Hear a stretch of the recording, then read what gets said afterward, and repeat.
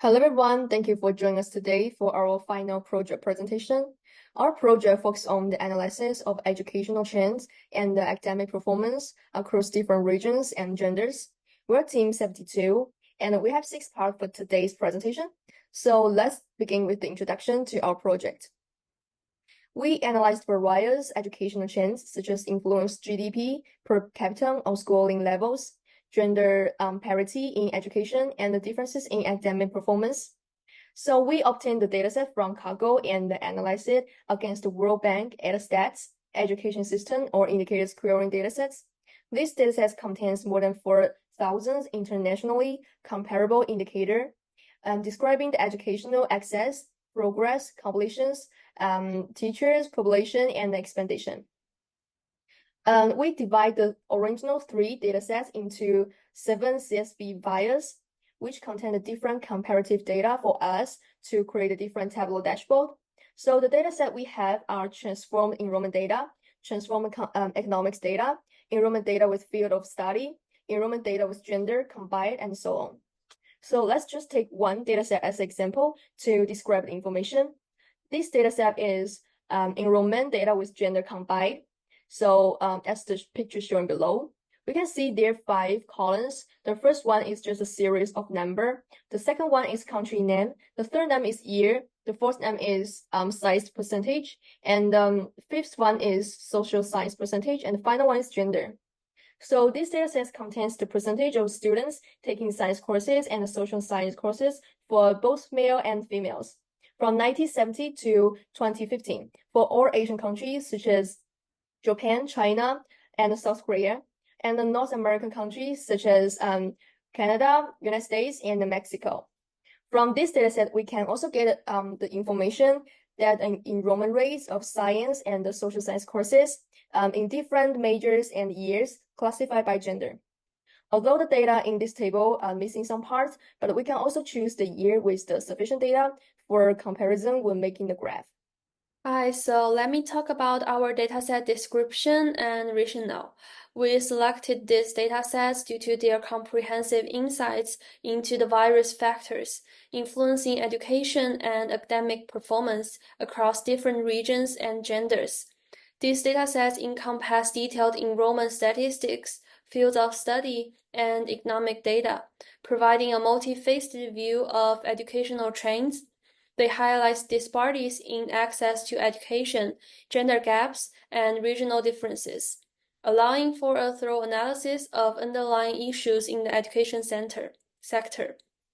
Firstly, the datasets include gender combined enrollment data, which is crucial for analyzing gender disparities in education, helping to identify areas where gender-specific interventions might be needed.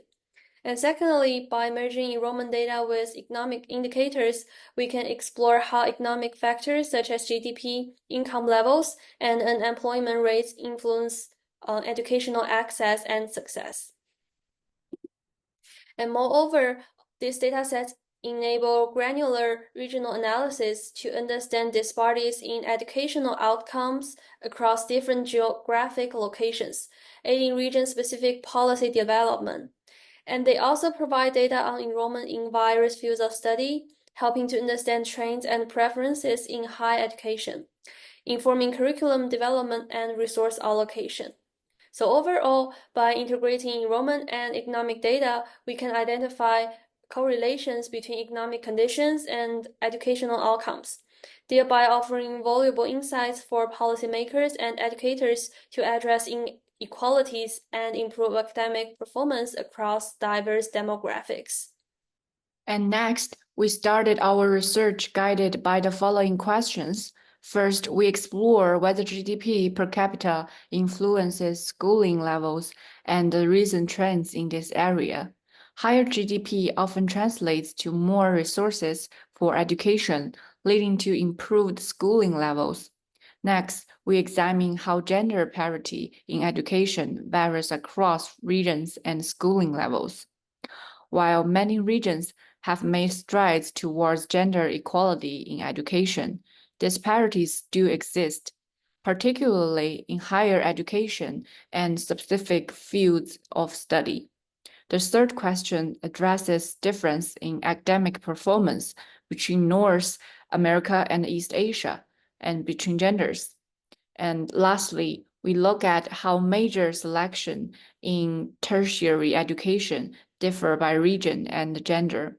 These questions are crucial for understanding and improving global education systems and helped us focus our analysis and derive meaningful insights. Hi, now I will introduce the methodologies for the research questions. For the first question, the GDP per capita influence schooling levels and what are the recent trends? We used regression analysis, either linear or multiple regression, to quantify the impact of GDP on attendance levels in the 6 countries. Meanwhile, experimental trends analysis of time series analysis was used to identify patterns, trends, and cycles in the data over time. Finally, regression is utilized to look at the growth rates. And for the second questions, how does gender parity in education vary across regions and schooling levels? So we analyzed the performance of the North America and Asian Pacific men and women bilinearly analyzed these 3 areas of math, science, and reading. And all data were analyzed as averages, and time was used as filter to better observe trends from year to year. For the third question, are there differences in academic performance between North America and East Asia and between genders? So given the vast size of the data sets, we focus on 6 major countries, as we mentioned before, which is China, South Africa, Japan, USA, Canada, and Mexico. This selection includes a mix of developed and developing countries from Asia and North America. To evaluate the academic performance, we used the Programming for International Student Assessment, which measures the abilities of 15-year-old students. And for the fourth question, how do major selections in tertiary educations differ by region and gender? So we calculate the frequency and percentage of the students choosing each major by region and gender. Bar charts, heat maps, and scatter plots were also used to show the relationship between major choice, region, and gender. This helps us to identify patterns and differences. And finally, multivariate analysis such as logistics regression was conducted to understand the impact of gender and region on likelihood of choosing a particular major. And we will talk about some story related to GDP per capita and schooling level. Firstly, we want to introduce GDP and the primary and the secondary enrollment. It's clear we can see through the graph, all 6 countries, higher GDP correlates with higher primary and secondary enrollment rates. This is because economic growth boosts educational investment. But as GDP increase, the influence on enrollment rates shows marginal decrease at higher GDP levels. We can see this trend in some developed countries like United States and Canada. How about the second tertiary school is so-called higher education? We can see that higher GDP also correlated with the higher tertiary school enrollments. And some rapid economic growth countries like China and Korea is associated with a significant increase in tertiary education enrollment. But developed countries, even with high GDP like United States and Japan, they still continue to experience high-speed tertiary school enrollment increase as GDP grows. So how about the overall picture? This is a graph shows that the correlation of territory and the primaries and the schools enrollment. So we can see that economic growth positively influence all levels of education enrollments. As the primary and the secondary school enrollment increase, tertiary school enrollment is also increased. Besides that, primary and secondary enrollment rates increase dramatically even with moderate GDP growth. For example, Mexico. And the tertiary education requires more financial resources. This is the reason why some high developed countries also have increase. So how about the gender parity in education? Firstly, most of the countries have achieved and maintained high gender parity. This index shows that when the index is nearly 1, which represents there are 50% of students are females and 50% students are males, it's clear that nearly every country has nearly 1. And higher GDP correlates with substantial improvements in gender parity as economic conditions improve, which we can see in China and Mexico.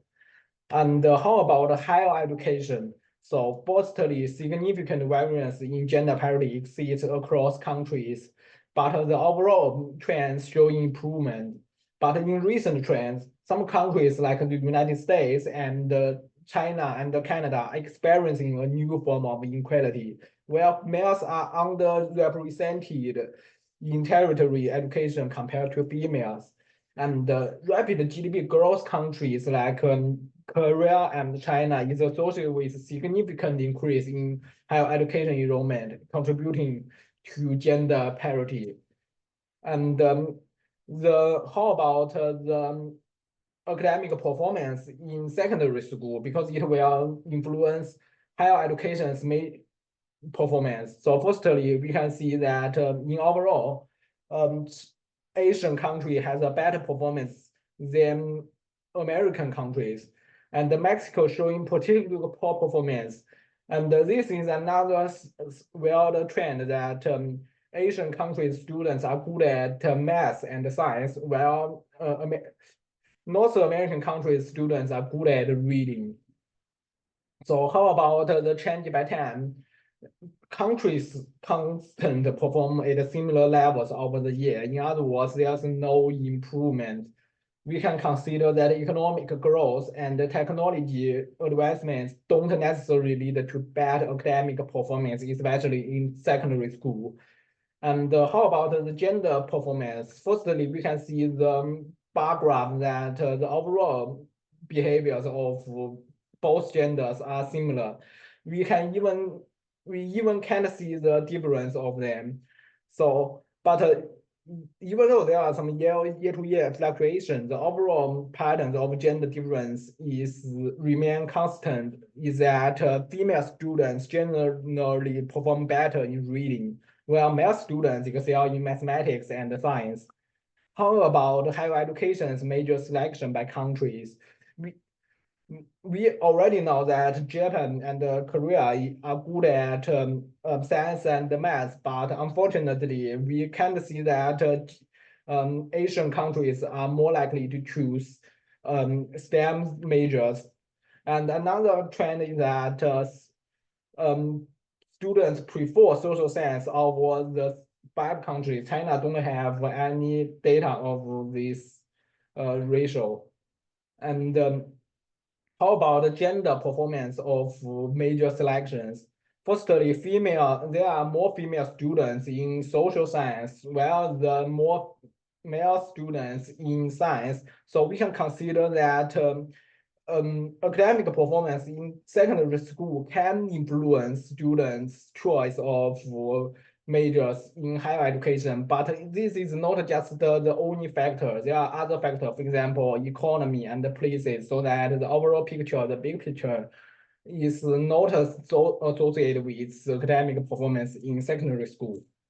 So we have those conclusions. Firstly, GDP increase lead to higher enrollment rates at all educational levels. The second is rising GDP reduces gender discrimination in education. GDP increase doesn't necessarily improve education quality. Female excel in reading, males in science and math. This is what happened in secondary school. And the tertiary school major selection are not heavily influenced by secondary schools' performance. So we have some recommendations. Firstly, education should consider integrate economic development with initials to enhance teaching quality. And we also need to improve female performance in STEM, develop some strategies to improve female performance. So this is our presentation. Thanks for listening. And this is our reference. All of our data is from the World Bank.